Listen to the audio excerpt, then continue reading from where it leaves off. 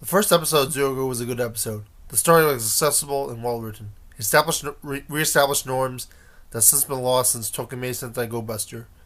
The intro was that there were 80 million species of animals in the world, but only 1.3 or so million, making you wonder about the science. And of course, they talk about humanoid animals with technology. Granted, this is about not being exposed to things and seeing new stuff in the show. After watching the previews, I sort of forgot that the animal masks were on the humans the whole time, prior to the end of the episode. The characters were well established. Lion is the loud, enthusiastic one. Elephant's elephant. Doesn't trust Zyuohger. Could be interesting if it's an anti-human racist thing, but probably won't be.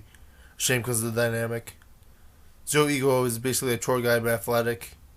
The guy who dresses up as an animal seems like an interesting person in the beginning. Could be good for comic relief. The kid who admires Zyuohger could be interesting. I think it's basically going back to a back to basics approach, introduced to the Dungeons and Dragons elements of the weapons that the characters can use against enemies. So like, I'm hoping all these characters will each be a V3. Going back to this, I think that people are going to be disappointed that this is basically not a Zyuohger anniversary. It's going to be a lot slower paced, more subtle. There are homages to Live Man Bokenger, Gao Ranger, Geki Ranger, and other things. Other Sentai shows. The feud between the coins and the cubes is interesting.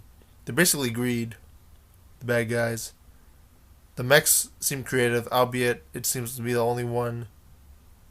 The only thing they can do is spin around one cube. I'm also disappointed they went back to classic cell phones opposed to Tokyo 6's iPhone, albeit they're futuristic technology phones. There's also some sort of tail fetish going on, and I'm going to leave on that note.